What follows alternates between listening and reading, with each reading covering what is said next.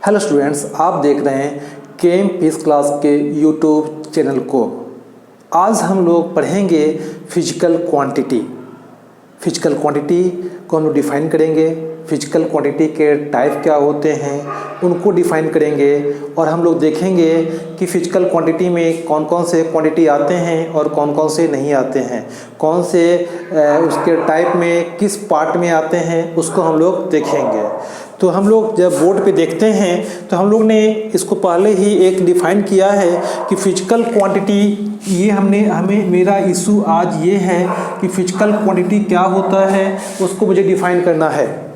Physical quantity क्या होता है उसके बारे में हमें समझना होगा कि वो होता क्या है। फिजिकल क्वांटिटी मतलब वैसे क्वांटिटी जिसको कि हम लोग मेजरमेंट कर सकते हैं, वैसे क्वांटिटी जिसको कि हम लोग मेजरमेंट कर सकते हैं। किससे? Physical apparatus as a instrument. मतलब क्या है, हमने इसको डिफाइन किया है कि physical quantity is a quantity which can be measured with the help of physical apparatus as a instrument. मतलब वैसे क्वांटिटी जिसको कि हम लोग मेजरमेंट कर सकते हैं, वैसे क्वांटिटी जिसको कि हम लोग मेजरमेंट कर सकते हैं physical apparatus as a instrument, उसको हम बोलते हैं फिजिकल क्वांटिटी विथ एक्यूरेसी। बोलने का मीनिंग ये है, एक्यूरेसी एक टर्म ये आ गया है कि जैसे हम लोग बात करते हैं, अगर मुझे काउंट करना हो स्काई में कितने स्टार हैं तो हम काउंट कर सकते हैं, 1 2 3 4 5 ऐसे करके काउंट कर सकते हैं। बट हम जानते हैं कि जो स्टार है जो हमें दिखाई पड़ता है वो डिपेंड करता है सनलाइट पे।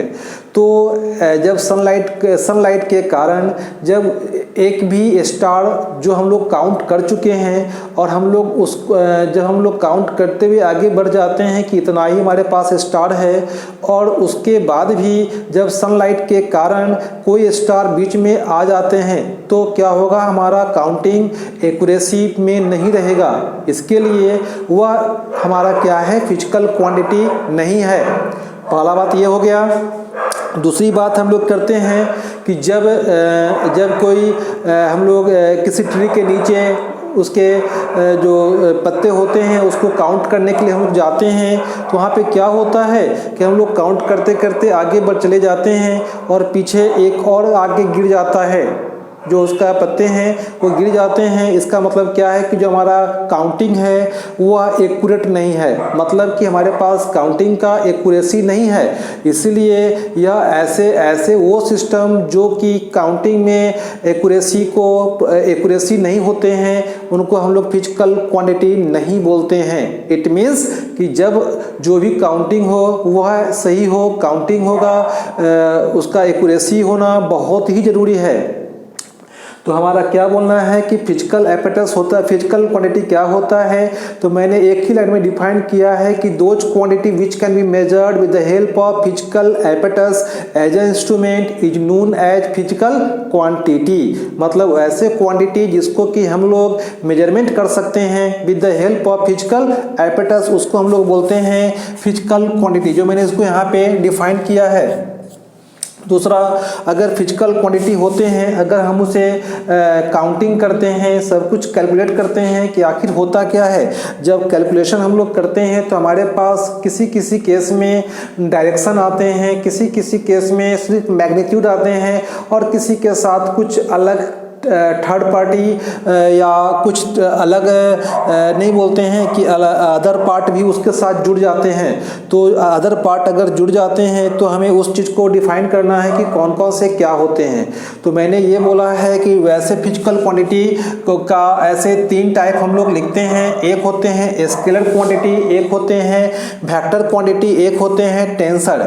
एक होता है स्केलर क्वांटिटी, दूसरा होता है वेक्टर क्वांटिटी, तीसरा होता है टेंसर होता है। तो स्केलर क्या होता है, हमने बोला है कि जब कोई वैसे फिजिकल क्वांटिटी जो कि सिर्फ मैग्नीट्यूड से स्पेसिफाई हो। हमने क्या लिखा है कि scalar is a physical quantity that is completely described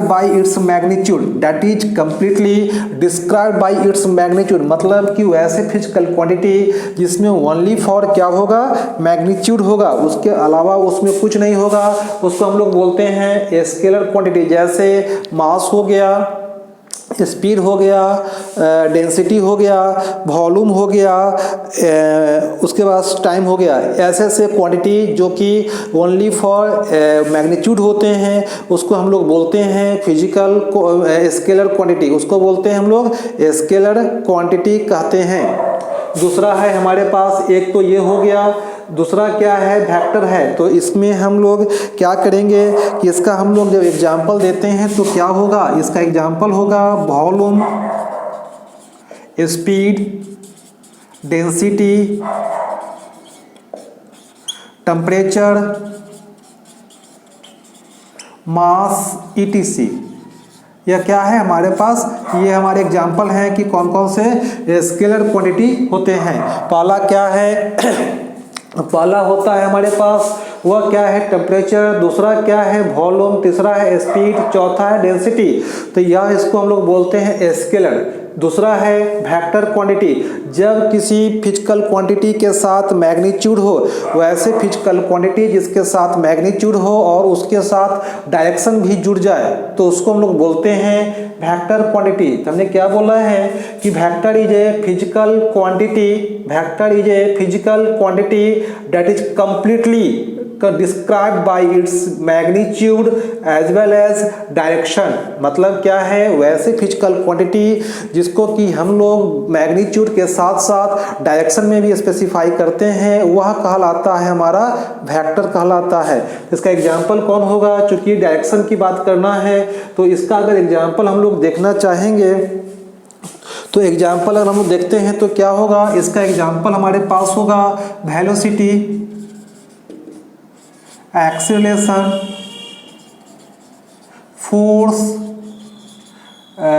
force, displacement,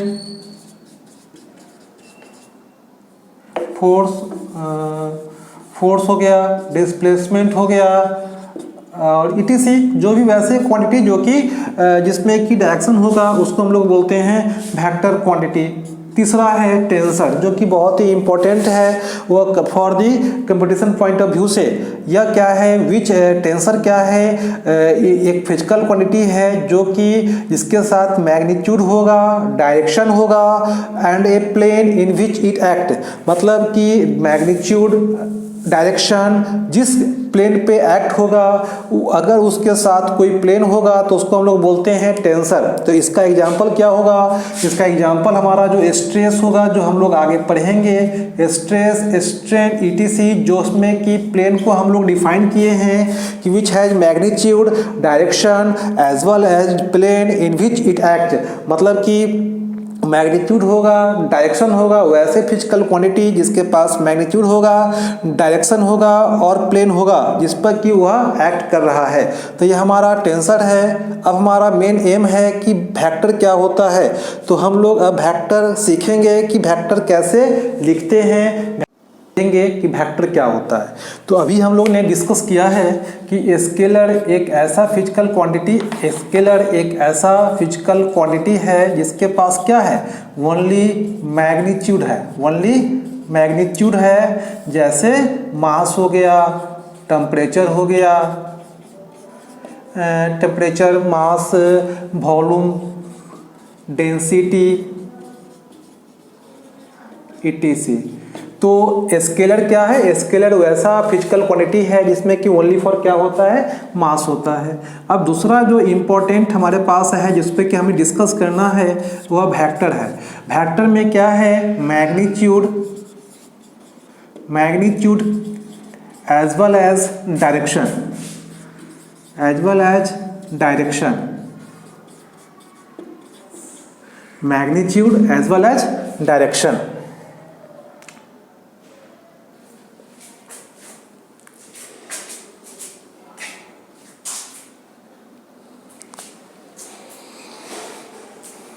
तो यहाँ पे जब देखते हैं कि वेक्टर क्या है, magnitude as well as direction. मतलब क्या है कि मैग्नीट्यूड तो चाहिए ही, डायरेक्शन चाहिए। तो ये हम जानते हैं कि मैग्नीट्यूड किसी भी फिजिकल क्वांटिटी का मैग्नीट्यूड होगा। अब डायरेक्शन क्या होता है उस चीज़ के बारे में हम लोग समझेंगे कि डायरेक्शन होता क्या। तो डायरेक्शन का मीनिंग हमारे पास एक है। जब डायरेक्शन की बात हमें समझना पड़े तो हमें इसको समझने के लिए कोऑर्डिनेट एक्सिस का इम्पोर्टेंस समझना चाहिए। जैसे कि देख लीजिए, ये आपका क्या है, एक कोऑर्डिनेट सिस्टम है। इसे याद रखिएगा, बहुत ही इम्पोर्टेंट है हम लोग के लिए। जब भी हम लोग कोई कंपटीशन पे जाते हैं तो इसी रेफरेंस लाइन के तहत हम लोग सारा काम करते हैं। यहाँ पे क्या है, x है और यहाँ पे क्या है, x डैश है। यहाँ पे क्या है, y है और यहाँ पे y डैश है। अगर ये पॉजिटिव है तो ये निगेटिव है, ये अगर पॉजिटिव है तो ये निगेटिव है। ओके, अब हमें क्या करना है कि हम लोग मान लेते हैं कि कोई ऑब्जेक्ट का ओरिजिन होता है। ओरिजिन मतलब क्या है कि जहाँ पे x एक्सिस और y एक्सिस दोनों जीरो हो। इसका मतलब क्या है, 0 0 हो गया यहाँ पे। अब मान लीजिए कि ऑब्जेक्ट जो है, ऑब्जेक्ट कहाँ जाता है, ऑब्जेक्ट आपको जाता है यहाँ से लेकर x एक्सिस पे जाता है। यह क्या है, x एक्सिस में गया है। तो हम लोग मान लेते हैं कि इस पॉइंट का दूरी क्या है, x1 है। यह पॉइंट दूरी क्या है, x1 है। और जब यही ऑब्जेक्ट ऊपर की ओर उठ जाता है, यहाँ से गया यहाँ तक x एक्सिस है, उसके बाद y एक्सिस है। तो y एक्सिस में आने पर क्या होगा कि यह दूरी आपका तय करेगा y1। तो y1 चला गया। तो इसका मतलब क्या है कि ऑब्जेक्ट जब ओरिजिन पे था तो सम पॉइंट x एक्सिस पे चला, तब y पे चला। तो इसका मतलब क्या है कि ये जो पॉइंट है, ये जो एक्चुअल डिस्टेंस है वो कहाँ, यहाँ से यहाँ होगा। तो इस पॉइंट का हमें चाहिए। अब हमें बात क्या करना है कि जैसे ओरिजिन का ये लोकेशन है, इसका कोऑर्डिनेट है, इसका पोजीशन है 0 0, वैसे क्या होगा, इस पॉइंट का जो लोकेशन होगा वह क्या है, x1 और 0। मतलब कि जब भी हम लोग कोऑर्डिनेट लिखेंगे तो याद रखिएगा इस फॉर्मेट में होना चाहिए, pxy के फॉर्मेट में होना चाहिए। इसका मतलब क्या है कि जब ऑब्जेक्ट x1 में गया था तो x1 में ही, मतलब x एक्सिस में ही डिस्टेंस ट्रेवल हुआ है, y में नहीं हुआ है। इसका मतलब क्या है, इस पॉइंट p का जो कोऑर्डिनेट होगा वह क्या होगा, x1 इंटू x1 0। क्योंकि इसी पॉइंट पे जब ऑब्जेक्ट x1 चला था तो y में गया, y में कितना गया, y1 गया। तो यहाँ पे इस q पॉइंट का क्या होगा, उस q पॉइंट का अगर हम लोग मानते हैं तो x1 x एक्सिस में तो x1 ही रहेगा ना, और उसके बाद y में y1 रहेगा। तो आपका जो O से Q के बीच का जो दूरी हो गया वह क्या है, x1 y1 की बात करते हैं। तो Q x1 y1 है। अब हमें क्या करना है कि हम लोग देखते हैं कि करना क्या है आपको। अब जो एक्चुअल पोजीशन डिस्प्लेसमेंट कितना हुआ है, पोजीशन यहाँ से लेकर यहाँ तक डिस्प्लेसमेंट हुआ है, तो हमें ये निकालना होगा। तो कैसे निकालेंगे, इसी चीज़ को हम लोग बोलते हैं कि ऑब्जेक्ट स्टार्टिंग में ओरिजिन पे था, आफ्टर सम टाइम वह ट्रैवल किया x एक्सिस में, y एक्सिस में, तो वहाँ कहाँ पहुँच गया, यहाँ पहुँच गया, x1 और y1 पहुँच गया। अब हमें निकालना है वेक्टर। वेक्टर निकालना है मतलब क्या है, निकालने का मतलब हो जाता है कि ये वाला पॉइंट है, अगर हम लोग इसको मान लेते हैं यह क्या है, ओरिजिन है, और वह क्या है, Q है। इसका कोऑर्डिनेट क्या है, 0 0 है। और यहाँ पे Q क्या है, यहाँ पे आपका x1 y1 है। तो ये हमारा डिस्टेंस हो गया। तो अगर हमें इस वेक्टर OQ लिखा जाए, क्योंकि वेक्टर को अगर कोई वेक्टर है तो O से Q के बीच का हम लोग रिप्रेजेंट करेंगे कुछ ऐसे। यह O से Q है, O क्या है, इनिशियल पॉइंट है, और Q क्या है, फाइनल पॉइंट है। तो हमें OQ वेक्टर निकालना है। वेक्टर OQ निकालना है तो कैसे निकालेंगे, यह बहुत बड़ी बात होती है, बहुत ही सोचने की बात है कि हम कैसे निकालेंगे। तो याद रखिएगा, कहीं भी ऐसा कुछ हो तो डिस्टेंस अगर हमें निकालना हो तो क्या करेंगे, फाइनल माइनस इनिशियल की बात करेंगे। तो क्या है आपका फाइनल, क्या है, x1 है minus 0, x1 minus 0 plus x1 minus 0, और उसके बाद क्या है, अगर हम लोग बात करते हैं इसका प्लस यहाँ पे क्या है, y माइनस 0। यह क्या है, x एक्सिस में फाइनल पॉइंट, x एक्सिस में इनिशियल पॉइंट। तो फाइनल माइनस इनिशियल करेंगे, final point minus initial point, तो x1 माइनस 0 हो गया और यहाँ पे क्या हो गया, y1 क्या है, यह है आपका फाइनल पॉइंट और यह क्या है, इनिशियल पॉइंट। तो हमारा अब काम क्या करना, एक पॉइंट और में बचता है, हमें ये देखना है कि अभी तो ठीक है कि x1 y1 हम लोग लिख रहे हैं तो x एक्सिस और y एक्सिस को रिप्रेजेंट करता है, लेकिन जब कोई न्यूमेरिकल वैल्यू यहाँ पे चला आएगा तो हम लोग क्या करेंगे, न्यूमेरिकल वैल्यू आएगा तो इस डायरेक्शन को स्पेसिफाई करना पड़ेगा। इसलिए हम लोग याद रखेंगे ऑलवेज कि अगर आपका x एक्सिस है तो यहाँ पे I लेंगे, y होगा तो j लेंगे और z होगा तो k लेंगे।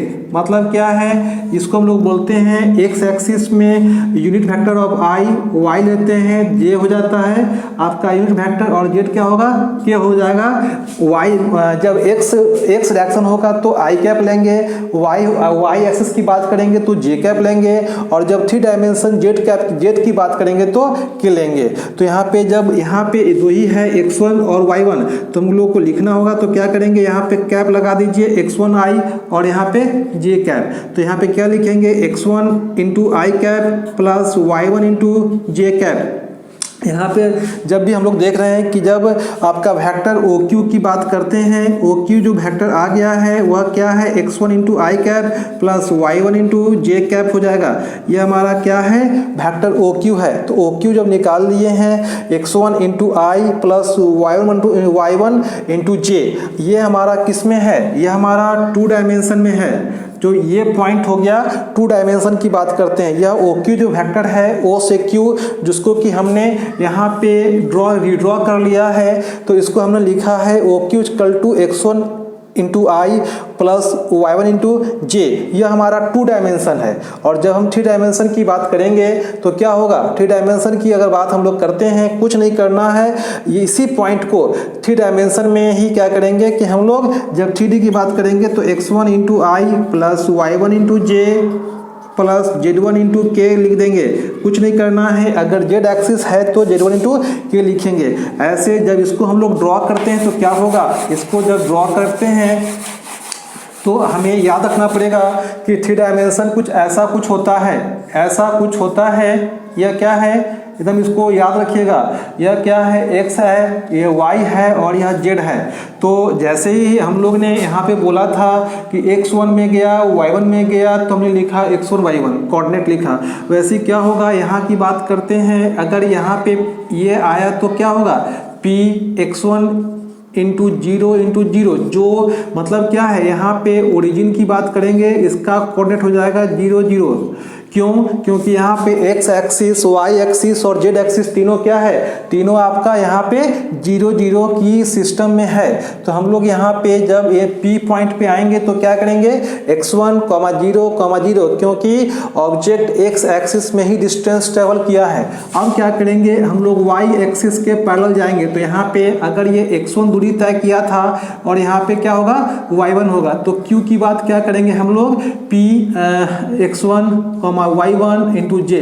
अब सोचनीय बात यहाँ पे ये उठती है कि अब z एक्सिस में जाएंगे कैसे, तो z एक्सिस जो होगा इसी के पैरेलली हम लोग इधर आएंगे, इस पॉइंट पे होगा। तो यहाँ पे अगर कोई भी मान लेते हैं कि q डैश यहाँ पे था, q लिख लेंगे तो क्या होगा, x1 y1 और z1। तो यह हमारा क्या है, पॉइंट पोजीशन जो है, ऑब्जेक्ट यहाँ से चल के यहाँ पर पहुँच गया। तो अब ऑब्जेक्ट में डिस्टेंस क्या ट्रेवल करेगा, तो हम लोग फिर वही OQ को यहाँ से लेकर OQ की जो बात होगी हम लोग क्या करेंगे, वही लिखेंगे x1 i plus y1 j plus z1 k। यहाँ पे हम लोग ने क्या किया था, y1 0, उसमें क्या करेंगे, एक एक्स्ट्रा टर्म जोड़ देंगे, एक एक्स्ट्रा टर्म जोड़ देंगे, वह क्या होगा, z1 माइनस 0 इंटू के। अब यही पॉइंट हो गया। तो ये आपका 2D, ये 2D के लिए था, अभी हमने इसको 3D के लिए लिख दिया है। तो 3 डायमेंशन 2 डायमेंशन होता है, 2 डायमेंशन 3 डायमेंशन और 1 डायमेंशन की बात करते हैं। 1 डायमेंशन क्या होता है, 2 डायमेंशन क्या होता है और 3 डायमेंशन क्या होता है। तो 1 डायमेंशन क्या होता है, जब ऑब्जेक्ट एक ही एक्सिस में ट्रेवल करता हो तो उसको हम लोग बोलते हैं 1 डायमेंशन। जब ऑब्जेक्ट 1 के बाद सेकेंड डायरेक्शन में इन किया तो उसको बोलते हैं 2 डायमेंशन। और जब ऑब्जेक्ट x में y में भी गया और तब z में भी गया तो उसको बोलते हैं हम लोग 3 डायमेंशन एक्सिस या 3 डायमेंशन 3D बोलते हैं। तो हम लोग ने क्या किया, वेक्टर OQ निकाला है, तो हमने क्या किया, वो वेक्टर ओ क्यू का वैल्यू 2 डायमेंशन के लिए ये आ गया और 3 डायमेंशन के लिए ये आ गया। तो in general point of view अगर हम लिखना चाहेंगे कि आपका वैल्यू जो वेक्टर है उसका क्या होगा, तो कुछ इस तरीका से हम लोग लिखेंगे, जो कि अभी जनरल पॉइंट ऑफ व्यू से लिखना है और हम उसको लिखेंगे। कैसे लिखेंगे सोचिए, ये पूरा मैं साफ कर दे रहा हूँ, उसको फिर लिखते हैं कि कैसे लिखना है। इसको याद रखिएगा कि मान लेते हैं कि ये कोई ओरिजिन है और यहाँ पे कोई फाइन पॉइंट है, यह आपका ओरिजिन है और यह क्यू पॉइंट है जो हमने यहाँ पे लिखा है। मान लेते हैं कि ओरिजिन का 0 0 0 न होके हम मान लेते हैं कि उसका कोई लोकेशन है x1 y1 z1। क्या है, x1, y1, z1, यह क्या है, ओरिजिन का कोऑर्डिनेट है। और क्यू का जो फाइन पॉइंट है उसका क्या होगा, x2, y2, z2 होगा, x2, y2, z2। अब हमें निकालना हो, वेक्टर निकालते हैं तो वेक्टर ओ क्यू निकालते हैं। तो आपको मालूम है फाइनल माइनस इनिशियल, और एक्स एक्सिस के अकॉर्डिंगली हम लोग क्या लेंगे, आई लेंगे, वाई के अलोंग जे लेंगे और जेड के अलोंग के लेंगे। क्या लिखेंगे बाबू, यहाँ पे लिखेंगे हम लोग x2 minus x1 into i plus y2 minus y1 into j plus z2 minus z1 into k. यह हमारा वेक्टर हो गया। हम यहाँ पे कोई वैल्यू भी डाल के देख सकते हैं तो निकालेंगे। मान लेते हैं कि इस एक क्वेश्चन है, इसी पॉइंट को हम लोग मान लेते हैं कि यही क्वेश्चन है। वो पॉइंट का कोऑर्डिनेट क्या है, 2 3 4 है। मतलब क्या है, 2 3 4 उसका रेफरेंस लाइन के अकॉर्डिंगली उसका लोकेशन दिया हुआ है, पोजीशन दिया हुआ है ओ के पॉइंट। और क्यू के पॉइंट क्या होगा, क्यू के पॉइंट हो जाएगा आपका, हम लोग मान लेते हैं 6 7 8। अब हमें निकालना हो वेक्टर ओ क्यू निकालना हो, कैसे निकालेंगे एकदम इसको ध्यान से देखिएगा। 6 माइनस एक्स, देखिए पहला बात हमें यह करना होगा कि जो भी एक्स एक्सिस में है, वाई में है, उसी में करेंगे। तो पहला जो होता है वो एक्स को करता है, दूसरा वाई को करता है, तीसरा जेड को करता है। वैसे क्या है, ई भी एक्स होगा, ई भी क्या होगा, वाई होगा और जेड होगा। तो अगर x2 y2 z2 और x1 y1 z1 की बात करते हैं तो हम इस पुट करेंगे फॉर्मूला में। तो 6 minus 2 into i plus y2 minus J, 7 minus 3 into j plus z2 minus के, 8 माइनस z1 इंटू 4 इंटू के। क्या लिखेंगे बाबू, 4i प्लस 4j और प्लस 4k। यह हमारा वेक्टर ओ क्यू निकल गया। यह मेरा वेक्टर ओ क्यू निकल गया, 4i cap plus 4j cap plus 4k cap. तो हमारा वैल्यू निकल गया है O Q vector equal to 4i cap plus 4j plus 4k cap. अब हमें एक इम्पॉर्टेंट थिंग है कि यहाँ तक ने हमने क्या किया, यहाँ तक हम निकाल दिए हैं वेक्टर। अब हमें निकालना है वेक्टर का मैग्नीट्यूड निकालना है। कैसे निकालेंगे, जो कि बहुत ही इम्पॉर्टेंट है हमारे लिए, ओ क्यू वेक्टर निकालना है। अब इसी चीज़ को हम लोग अब जो नेक्स्ट टॉपिक हम पढ़ेंगे वह क्या है, वह हमारा टॉपिक है magnitude of vector, magnitude of vector. और उसको हम लोग स्पेसिफाई करेंगे कि कैसे हम लोग ने उसको निकाला है। तो देखते हैं मैग्नीट्यूड ऑफ वेक्टर, देखते हैं मैग्नीट्यूड ऑफ वेक्टर कैसे देखेंगे। हम ध्यान से देखेंगे कि मैग्नीट्यूड कैसे निकालते हैं। मैग्नीट्यूड किसका, वेक्टर का हम लोग निकालते हैं, मैग्नीट्यूड निकालते हैं। अब जैसे कि इसको समझना होगा तो सबसे इम्पोर्टेंट सिस्टम क्या होगा, फिर हम जाते हैं पुराना जो हम लोग पढ़े हैं उस पर। देखिए हम लोग क्या करते हैं कि एक ऐसा कुछ लाइन बनाए थे, अभी नहीं बनाए थे, हाँ ओके, हम लोग लाइन बनाए थे। हम लोग ने बताया कि जब आपका ये ओरिजिन था तो यहाँ से ऑब्जेक्ट जब यहाँ पे गया तो x1 दूरी तय किया था। तो हम लोग ने इसका कोऑर्डिनेट क्या लिखा, x1, 0। फिर क्या हुआ कि ऑब्जेक्ट चला गया y एक्सिस में, तो y एक्सिस में गया तो यहाँ पे Q पॉइंट होगा, उसका लिखेंगे x1, y1। ये हमारा क्या हो गया, हमारा ये इसका कोऑर्डिनेट हो गया। अब जो एक्चुअल जो डिस्टेंस है जो हमें निकालना है O से Q को हम लोग ने क्या निकाला था अभी just, x1 minus 0 into i plus y1 minus into 0 into j. तो हम लोग ने क्या निकाला है, x1 minus 0 into i plus y1 minus 0 into j. तो अब OQ निकल गया है। तो हमें एक्चुअल वैल्यू निकालना है OQ का। ओ क्यू निकालने का मतलब क्या है कि जो भी वेक्टर आप निकाले हैं इस ओ क्यू वेक्टर में, इसमें हमें क्या करना है कि डायरेक्शन को एलिमिनेट कर देना है और निकालना है वेक्टर ओ क्यू। अब जैसे कि हमें ये बोलना है कि जब डायरेक्शन को एलिमिनेट करेंगे तो क्या क्या होगा। जब डायरेक्शन को हम लोग एलिमिनेट करेंगे तो कैसे निकालेंगे वो हम लोग देखते हैं। वो हम लोग देखते कैसे हैं, सो देखिए अभी ये क्या है, एक ट्रायंगल है, तो हम लोग इस ट्रायंगल को उठा के बाहर ले आइए एक सिंपल समझने के लिए। यह क्या है, ओ पी क्यू। आप जो जानते हैं राइट एंगल ट्रायंगल से क्या होता है, राइट एंगल ट्रायंगल से अगर हम लोग निकालते हैं तो क्या होगा, आपको मालूम होगा कि ये क्या है, ओ क्यू स्क्वायर बराबर O P square plus P Q square. ये हमें जानते हैं, ये हम लोग जानते हैं कि ऐसा होता है। अब ओ क्यू स्क्वायर क्या है, पी क्यू स्क्वायर क्या है, तो अगर ओ क्यू की मान निकालना हो गया, ओ क्यू निकालना हो गया तो क्या करेंगे, O P square plus P Q square. ये हम जानते हैं from the right angle triangle से। राइट एंगल ट्रायंगल से हम लोग जानते हैं कि O Q equal to O P square plus P Q square होता है। अब ओ क्यू की वैल्यू है, यह ओ पी का मान क्या है, यह ओ पी का मान x1 है, तो हम लोग क्या करेंगे, यह आपका निकल गया है x1 square plus y1 square. P Q का मान क्या है, y1 है, तो पी क्यू का मान हमने पुट किया, एक ओ पी की जगह पे x1 और पी की जगह पे y2। हमारा मान क्या निकल गया, O Q equal to x1 square plus y1 square. और अभी जो हमारा वैल्यू है वह क्या है, अगर हम लोग बात करते हैं इस वेक्टर की बात करते हैं, ओ क्यू क्या होगा, x1i into plus y1 into j. तो आपको मालूम है कि जब हमें निकालना है ओ क्यू तो जब इसमें हम मॉड लगा देंगे, इट मीन्स कि जब इससे हम डायरेक्शन को एलिमिनेट कर देंगे, इससे हम डायरेक्शन को एलिमिनेट कर देंगे तो हमारे निकल जाएगा ओ क्यू। मतलब क्या है कि अगर ओ क्यू निकालना हो, ओ क्यू निकालना हो तो हम लोग क्या करेंगे, ओ क्यू वेक्टर को मॉड लगा देंगे। मॉड लगाने का मतलब क्या है, एलिमिनेट कर जाएगा डायरेक्शन। और अगर मुझे ये निकालना हो तो हम लोग लिख सकते हैं x1i प्लस y1 इंटू जे। ये हम लिख लिए। आप जानते हैं इस फॉर्मूला से कि अगर हमें इसको हटाना हो i1 और j को तो क्या करेंगे, स्क्वायर रूट लगा देंगे, x1 का स्क्वायर प्लस y1 का स्क्वायर। ये हमारा क्या है बाबू, ओ क्यू। तो ओ क्यू का मान क्या हो जाएगा, x1 square plus y1 square. Both are same. अगर इसकी बात हम लोग करते हैं और इसकी बात करते हैं, दोनों सेम हो गया। तो इसका मतलब क्या है कि जब हम लोग सिंपली अगर x1 y1 की बात करते हैं तो आप लोग निकल गया, यह 2D की बात थी। अगर 3D की बात करेंगे तो क्या होगा, 3D की बात अगर सिंपली है फिर वही काम करेंगे, जेड में आएंगे जो पहले वाला फिगर में बनाए थे। तो क्या होगा कि अगर ओ क्यू वेक्टर है वह है x1 into i plus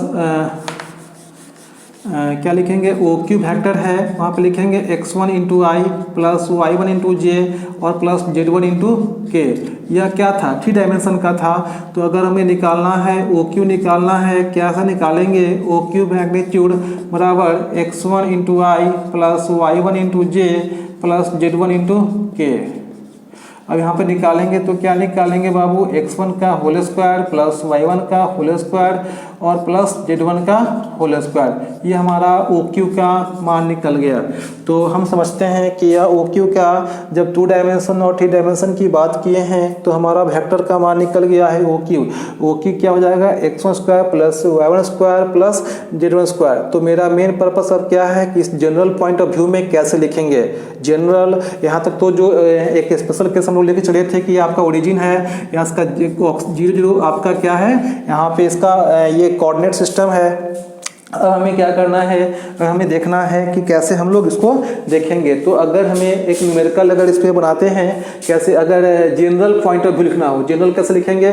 so देखिए अगर जनरल की बात करते हैं तो हमें इस तरीका से लिखना होगा, जो हमें याद रखना पड़ेगा सभी न्यूमेरिकल के लिए। कैसे लिखेंगे, सो देखिए जनरल फॉर्मूला कैसे लिखेंगे। आपका फॉर्मूला यहाँ पे P है, मान लेते हैं कि P है और Q क्या है, इनिशियल पॉइंट है, P से Q है और इसका वैल्यू कोऑर्डिनेट क्या है, x1, y1, z1। इसका क्या कोऑर्डिनेट होगा, x2, y2, z2। हमने क्या किया है कि x2, y2 और z2 इसका पोजीशन है। अब हमें इसका जब वेक्टर लिखते हैं तो क्या लिखेंगे, वेक्टर लिखते हैं तो हमें वेक्टर लिखने का मतलब हो जाएगा PQ वेक्टर आपका x2 minus x1 plus y2 minus y1 into j और plus z2 minus z1 into के। तो अगर हम लोग निकालते हैं वेक्टर पी क्यू का, ये तो वेक्टर निकल गया। अगर निकालना हो मैग्नीट्यूड तो कैसे निकालेंगे? पी क्यू इक्वल टू, इसको मोड लगाएंगे, इसको भी मोड लगाएंगे, x2 minus x1 i cap plus y2 minus y1 j cap और plus z2 minus z1 k cap. ये हमारा वैल्यू निकल गया है। अब इसको जब हम तोड़ते हैं, जब ब्रेक करते हैं, जब रिएक्शन को हटाते हैं तो क्या लिखेंगे? कुछ ऐसा लिखाएंगे जो पहले वाले कंसेप्ट था उस पे, x2 माइनस x1 का whole square, y2 minus y1 का होल स्क्वायर और z2 माइनस z1 का होल स्क्वायर। ये हमारा क्या है? पी क्यू का मान है, जो कि हम लोग ने मैग्नीट्यूड निकाला। तो ये फॉर्मूला को हम ऑलवेज याद रखेंगे कि कैसे बनाए हैं। अब इसी पे एक न्यूमेरिकल अगर हम लोग देख लेते हैं तो कैसे बनाएंगे। सो देखिए न्यूमेरिकल, अगर हमें यहाँ तक जनरल फार्मूला है जो कि हमें याद रखना है। यहाँ तक क्या है? एक जनरल फार्मूला है जो हमें याद रखना है कि कैसे इसको बनाना है। अब क्या करेंगे? सो देखिए, अगर एक न्यूमेरिकल है,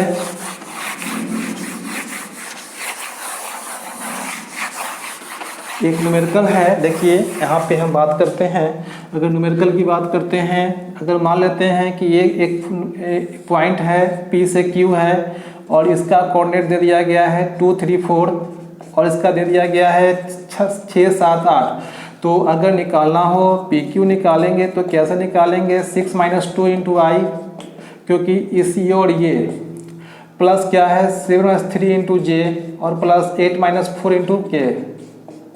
ये क्या है? इसका डायरेक्शन होगा। तो के की बात करेंगे तो आपको निकल गया 4 into i plus 4 into j plus 4 into k. यह क्या है? पी क्यू का मान निकल गया। यह मेरा वेक्टर पी क्यू का मान निकल गया। और अगर इसका निकालना हो मैग्नीट्यूड तो पी क्यू क्या निकालेंगे? मॉड ऑफ पी क्यू बराबर, इसको लिखेंगे 4i plus 4j plus 4k। कैसे निकालेंगे? इसको निकालेंगे बाबू 4 का होल स्क्वायर प्लस 4 का होल स्क्वायर प्लस 4 का होल स्क्वायर, 16 प्लस 16 प्लस 16, 48 निकाल दिए हैं। तो 48 निकालने के बाद मेरा जो इसका जो भी आएगा, ब्रेक जो भी करेंगे वो अलग बात है, लेकिन हमारा पी क्यू का वैल्यू क्या आ गया? √48।